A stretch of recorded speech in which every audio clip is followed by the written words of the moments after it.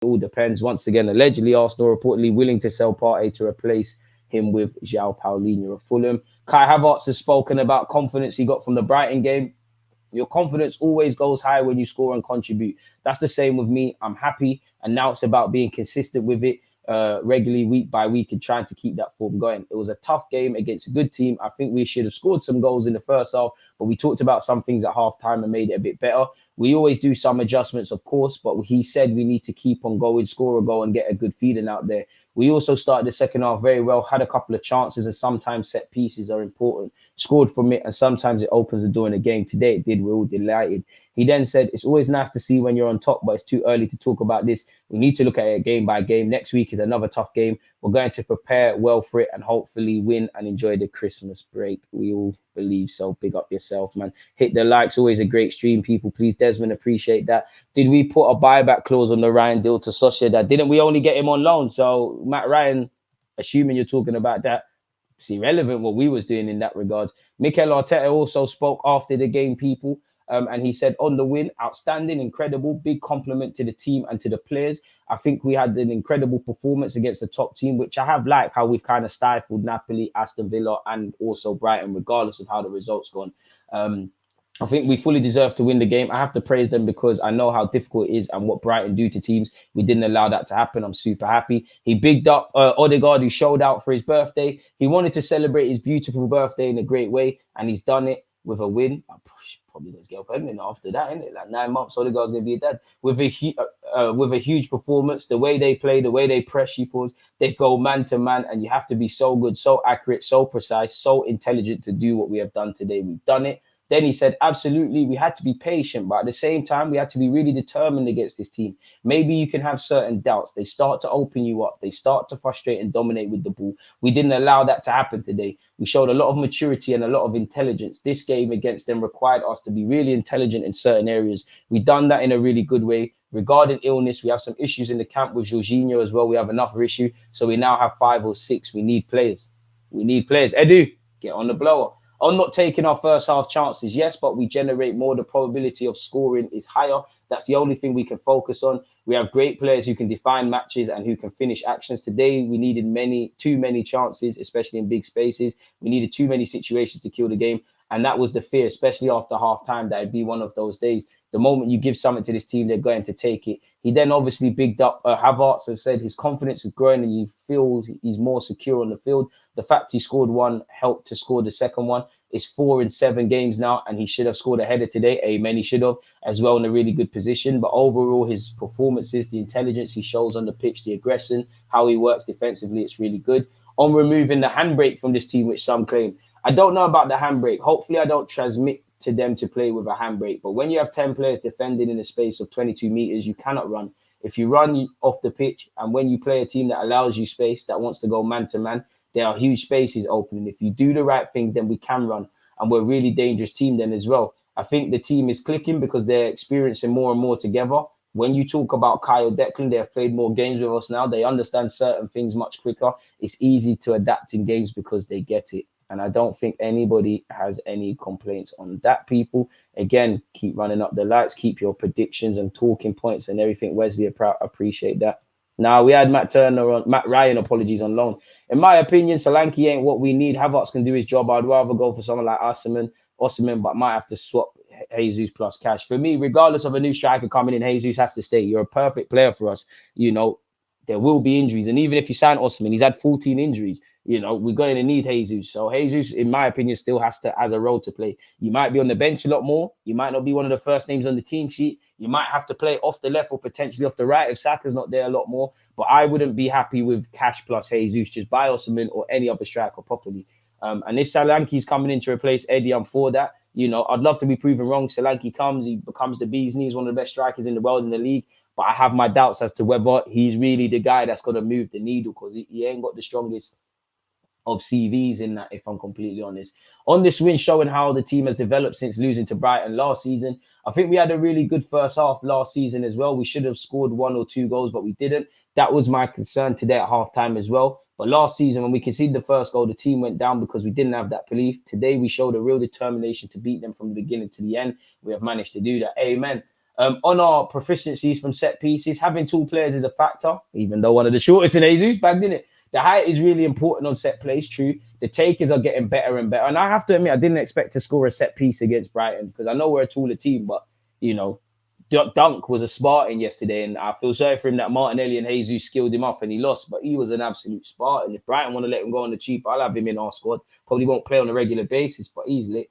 And to be fair, I did like the set piece deliveries as well, you know, especially Martinelli. Normally, you and Saka are a bit hit and miss with them, but yeah, he did well. They're understanding where to attack in relation to what the opponent does well. Big credit to the coaches for the work they've done, and a big credit to the players as well for buying into that and understanding how crucial this is into the game. Gabriel is one of our most underappreciated players. I'm big up Kai Havertz, but and I'm not putting them against each other, but how's Kai Havertz got a song and Big Gabby ain't got one? I don't think Gabby is held. When he makes mistakes, everyone's there with pitchforks, but I don't think people give Big Gabriel his credit, if I'm honest with you, because he's not a sexy defender. Even though I don't think people give him credit for his passing, how he kind of pulls into the left-hand channel. I just think he's one of our most underappreciated players. Mikel Arteta said, hopefully not underrated, certainly not in this team or from me. I know his value, what he brings to the team, and the love he has for defending, keeping clean sheets, and being on it in every single action. There was a couple of good actions from both our centre-half, Saliba and Gabriel, in that game. And the love he has for defending, keeping clean sheets, and being on it in every single action. What he transmits to the back line is absolutely incredible. And today we did it against a team that had scored in 32 consecutive Premier League matches. Big compliment to the boys, which is what I mean in that, you know, Brighton are a great team, as are Aston Villa and Newcastle. And there was 3 different results in those games, or at least in 2 of the 3. But I don't think we've been outplayed in the Premier League, you know, and that's one thing I have liked. That's, to be honest, that is something that's been there under Mikel Arteta from the jump, where we've played well against teams, more so City, and the fine margins have gone against us. But I don't think we've been outplayed this season, apart from the first half against Chelsea, which was one of the worst first halves I've seen, and definitely in the cup against West Ham, where there was no positives really, apart from Kai Havertz having a decent game. On perceived uncertainty around Gabriel's future in the summer. From my side, there was zero uncertainty because I want him here. Big him up, man. Can't disagree with that. We already know who we've got. We're playing Porto if you're just tuning in, people. So we can delete that. Get rid of that, get rid of that, get rid of that. We've been moving through it today, ain't we, people? Couldn't have done it without you lot. Should we see what else is Arsenal related? And even the fact that Brighton are free scorers and they had 32 consecutive, they scored in 32 consecutive games. They didn't do nothing there. What? Barkley says Arsenal star begged him to stop running at me with the ball. That must have been banter. Okay, Martin Odegaard. That must have been football banter. I was about to say I don't ever want to hear one of my players ever saying that to an opponent. Chop him into you if that's what it is. Big up Deserby because he claimed we're the best team in the league right now. I don't know about that. Don't look at the league table. Let's just keep working hard and trying to be better than we was yesterday, people. Again, I don't know. I doubt the credibility of this, but just in the sense of trying to find more info for us. Allegedly, Manchester United are reportedly in contact over the potential transfer of Galatasaray right back Sacha Boy, who was once linked with Arsenal, as you lot know, and apparently he has a 20 million euro price tag on his head. So make of that what you will, folks. So yeah, apart from that, it doesn't appear that there's anything new under the sun. Big up yourself, Pat. Rochelle, appreciate you. Love Gabriel and Saliba. We suffered for years at centre-back. I definitely don't take the partnership for granted. We've got one of the best centre-back partnerships in world football. Both of them, I'm not saying they're the best defenders in the world, but I think both of them are among the top defenders in the world. And together, it's lit. You've got the aggressor, you know, Saliba. Even though Saliba is aggressive at times and Gabriel can be a bit gracious, but Gabriel's the ugly one. He's the aggressor. He's the one that gets tight. Saliba mops up and does the gracious stuff. They're both fairly young as well. We both signed them for decent money, hella resale value. Obviously, Gabriel is probably a bit unfortunate that you've got this lit guy like Saliba and that he makes you look average elements of your game. I do think you bail each other out a lot. It's a good partnership, man. And football's about relationships. When you've got that centre-half pairing, when you've got wingers and fullbacks in tandem, when you've got midfielders and the rest of it, it's decent, man. So, yeah, if you don't know, we've got Porto as well in the Champions League. Gabriel Saliba pairing, best in the Prem this season. Who's going to win the champs? I don't know. Nobody knows. But, I mean, yeah, the fate, you're always going to look at the Real Madrids and these things. I'm going to say Arsenal and talk it into existence, but the Real Madrids, the Bayerns, the Cities, these are the top dons in it, really, if I'm honest. Yes, Gabriel is actually really underrated and he's very good and works so hard for the team. Marcus Thuram was available and we got Trossard for 15 million or something. And now Thuram's value is at 30 million. I mean, Thuram's doing all right, but I must admit, I wasn't banging on the door for him. DG, would you swap Partey and Smith Rowe and a bit of change for Kane? Smith Rowe stay at Yard, but we can make things happen. And Nketiah, if Bayern Munich were crazy enough and Kane actually wants to, what legacy have you got at Spurs? You get win nothing. They don't win stuff. But if you're on ruining that and doing the Sol Campbell and Nketiah, Bayern Munich, man. But to be fair, probably makes sense for Eddie to go Bayern Munich. They'll give him whatever pills they give him and he'll become lit. January is hard for permanent signings, especially marquee ones. And that's the dynamics we're stepping into. But we're going to have to make it work somehow. We still managed to get a Aubameyang somehow. City got such an easy draw. When would they not, man? I think Napoli and Leipzig may knock out the Spanish side. You can't sleep on anyone in this team. You can't sleep on anyone, really. We are probably going to see a big team go out. Like, obviously, if you was putting money down, you're probably going to put money down on Bayern Munich, on Bayern Munich, on City, on Real Madrid. I don't quite agree with PSG, but in terms of the name and the caliber and the manager and all these things, you probably say them as well. But you can't sleep on Porto. You can't sleep on Napoli. You can't just assume Leipzig, you're done. Copenhagen, I don't think personally have a snowball's chance against Manchester City. But on the night, you never know. And on paper right now, City are moving a bit crazy. So you never know. And Ian, I don't think anyone wanted to play Napoli. I don't think anyone wants to go, especially to Italy. It's a tough game. Napoli, maybe not so much this year, but last year they were doing the underdog thing. And they've got quality players. Like, I defo can't pronounce his name, but that left winger KK, they've got Osimhen, who's the bee's knees, and the lights will be on him as much as they advance. Can't sleep on anyone, Out of the bigger teams, if you had Bayern Munich, if we had to play like Bayern Munich, PSG, Real Madrid, like them kind of teams there, I'll take Barca. Like, it's Barcelona, you're playing against the referees, but I don't quite think it's the same Barcelona it used to be. PSG across two legs, I think anything can happen. Bayern Munich, I think, beat us, but I think there's chinks in their armor. Don't want to play Real Madrid because, when Real Madrid last won the Champions League, for at least 3 of those knockout ties, it was proper back from the dead performances. Like, I'm sure PSG, I'm sure on the potch, Chelsea, and there's definitely another one. They were on the cusp of going out, and Carlo starts going like that. Benzema was touching the handband thing, and things happen. Real Madrid's the one team I don't want to play, really and truly. I did kind of want to play Sociedad, really. I do want to see Kieran Tierney, but yeah, I think the tie of the round is Inter versus Atletico. I don't think that will be a fantastic game to watch, but I do think it will be a good game. One-off game, maybe Copenhagen could get a win, but 2 legs not going to happen. Yeah, I don't think they have a snowball's chance, but you never know in this life. Solanke linked to who? Tell them, boy, they had to stay over them sides. Racy transfer very well. I can't lie, I'm not with Solanke. I don't really want to hear that. I don't want to hear Arsenal signing Solanke, but just because I don't want him doesn't mean I'll rule it out. Doesn't mean I don't think you can't improve in things.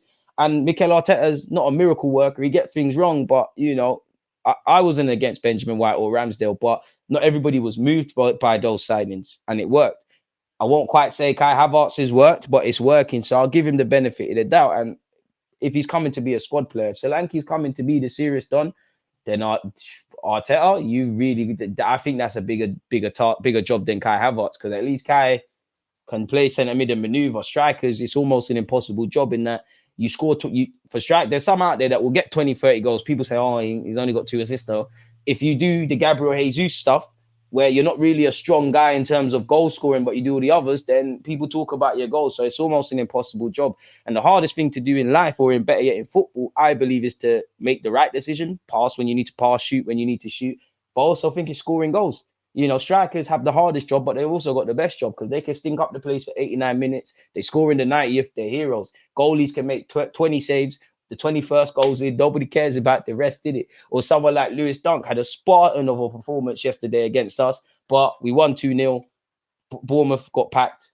Martinelli and Jesus, I felt sorry for you. There was no need for them to do the Brazilian skills, and that is what it is. But what I will say, and this is for me, unless Solanke is coming to be an option or replace Eddie Nketiah, I'm not trying to hear it, especially 50-odd million quid. You can't look at stats. But I mean, in 193 appearances for Bournemouth, he's got 65 goals and 28 assists. It's not the strongest pedigree. Obviously, Vitesse didn't really do much. Liverpool didn't really do much. Didn't get a fair chance, to be fair. Championship, he's a bad boy. 44 goals and 18 assists in 86 appearances. That's crazy. But in the Premier League, he's got 1 England cap, by the way. But 112 appearances, 18 goals, 11 assists. Might as well just stick with Eddie. If it's a little 30 million quid, why not? What, 50 odd? Boy, they wouldn't be able to believe their luck. And to be fair, as you would have seen, he's got 8 goals in 16 appearances. What's going on? You're embarrassing me on my live stream in front of my mates. What's going on here? So yeah, how many did you get? Wait, there must be a way. How many times have you actually played 90 minutes? I mean, the most he's got in the Premier League is what he's got to date at this moment, people. 8 goals. The last time he got close to that was in the 2022-23 season where he got 6 in 33. And to be fair, 7 assists. You can't always look at stats, but he's on course to have his best career. So has he developed as a player now? Is he here to assert himself at a higher level? Or is this a purple patch? I don't really buy it. I just think, Arsenal for a couple of years, we've been linked with English strikers. I don't know anybody at Arsenal, but, I'd imagine the Osmans, the Tonys, these guys, they're all the range. Then you've got, obviously, since we've been linked with them till now, they're all, held in different regards. But we were linked with Tammy Abraham once upon a time, were linked with Dominic Calvert-Lewin, have been linked with Solanke. Obviously, Ollie Watkins is probably the one out of them guys I've said that have gone from strength to strength, based on the fact that he's English, could throw Ivan Toney into that. So maybe that is something we're looking at. And we have signed a lot more Premier League kind of base players.